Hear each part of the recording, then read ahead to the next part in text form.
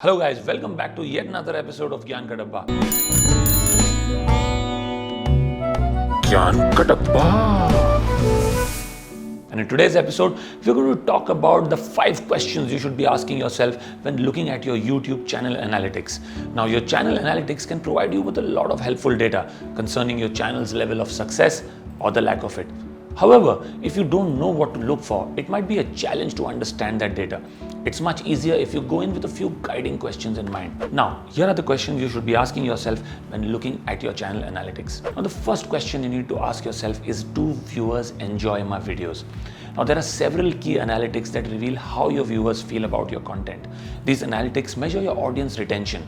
First is your average view duration, which can be found under the engagement tab. Now, this chart measures how long viewers are actually staying tuned into your content before clicking out of your video. Now, another measurement of audience retention is your average views per viewer, which can be found in the audience tab itself. Now, this analytics tells you how many times an individual viewer watched any video on your channel. Now, if this number is higher than your weekly uploads, it means viewers are watching and even re-watching more of your previous uploads. Now, these insights will help you figure what changes you need to make in your subsequent videos to improve view durations. The second question that you need to ask yourself is, am I able to retain my audience? So, okay, if you want viewers to spend more time watching your videos, how can you do that? Well, you need to start by understanding how well each of your current videos holds people's attention. That way you can identify what works and what doesn't. And here is where enters audience retention. This metric allows you to see the quality of your views.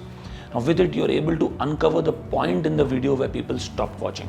Now, this image shows the audience retention graph dropping off throughout the video as users leave. As you can see, the video is 5 minutes and 27 seconds long, but on an average, people who watched it dropped off about 3 minutes and 50 seconds into it.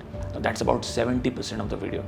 Now, to use this tool, simply play the video and the red line will move along the graph throughout the video to show you when viewers leave. Then you can see where people lost attention, identify what may have caused them to leave, and avoid making the same mistake in your future videos. For example, did you say something offensive or boring at that point in time that doesn't align with the tastes of your typical audience? Does the video lose momentum or go off topic at that point in time, causing them to lose interest? You can also add a call to action in the form of a YouTube card before this point to capture more leads before viewers click away. But that's not all. You can also see which part of the videos best hold the people's attention and what happened in the video at that moment. You can then replicate the success in future videos. And unsurprisingly, YouTube's algorithm favors channels with high audience retention.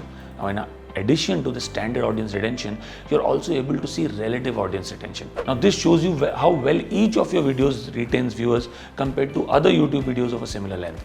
So let's circle back to the above example. While 70% may not have been ideal, we can see that it's above average, meaning that most 5-minute videos don't hit the 70% mark. So it's not too shabby after all. Third question that you need to ask yourself is, what demographics am I reaching? And knowing the kind of people you're reaching can help you plan videos and sponsorships that will get higher engagement. You can find a lot of data about your viewer demographics on the audience tab.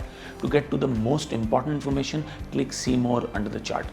Now, demographics such as viewer age, gender, geography can be very helpful when sending sponsorship proposals to brands that you want to work with. The data can prove that your audience fits the demographic that they're trying to reach, giving you enough leverage for negotiations with the brand. The fourth question that you need to ask yourself is, what are my sources of traffic? Now, understanding where most of your traffic comes from is very crucial. Doing so will enable you to avoid wasting resources on low-level traffic sources and double down the ones that work well. YouTube Analytics makes this very easy. Head to the Reach Viewers tab to view your top traffic sources and click on a graph to see more information. Now, this image shows you the traffic sources for the Oberlo YouTube channel. The second graph breaks down the external traffic sources even further. Then you can put this information to use. For example, you may find that you're pouring time and money into a traffic source that isn't performing well. This would allow you to cut your losses and redirect those resources to a stronger channel. Or you may notice a traffic source growing steadily and choose to invest more resources into growing that traffic source. On the other hand, you may also discover that one of your traffic sources is incredibly strong even though you don't focus on it too much. Now, this would present a fantastic opportunity for you to boost views by allocating more time or effort or money to those resources. Another important question that you need to ask yourself is, how effective are my thumbnails and titles? Now your channel analytics can tell you how many viewers are enticed by your thumbnails and titles. You can find this data on the Reach tab. Firstly, your impression will tell you how many users saw your video's thumbnail and title. This includes your subscribers who saw it in their subscription feeds, as well as the new viewers who saw your videos in their suggestions. For instance, you may be able to determine if a certain format or formats of thumbnails is more successful or that has an unusually low or a higher impression reach. Then your impression click-through rate will tell you how many of those users who saw your thumbnail actually clicked on the video. A higher click-through rate means that you have a good title and thumbnail and the topic resonated with people browsing on YouTube. Now let's look at a common pitfall here. Now say that you have a higher click-through rate leading to plenty of views, but your average view duration is low. Now that's not good. It means that your video caught people's attention but couldn't hold on to it. You'll often find this in clickbait videos. If this happens to one of your videos, review your title and thumbnail, as that could be misleading. Because the last thing you want to do is to mislead your viewers, because doing so will make them feel deceived and manipulated. They'll lose trust in your brand or your YouTube page, and you may forever lose them as a customer or a channel subscriber. And whenever you look at your channel analytics, take note of the data points that directly measure your channel's engagement and reach. Keep a record of them so that you can track your success over time. So that's it, guys, from my side in terms of the questions you need to ask of yourself to make YouTube Analytics more successful for you.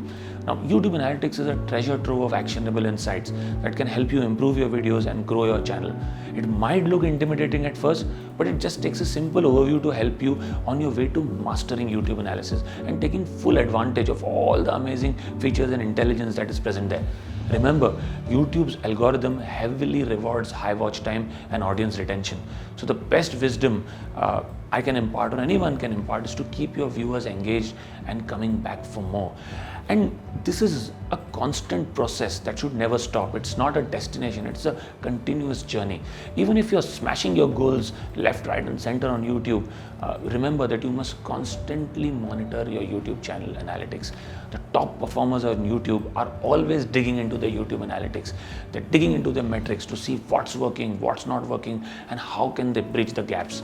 So your YouTube analytics is going to be your best friend over a period of time for your channel.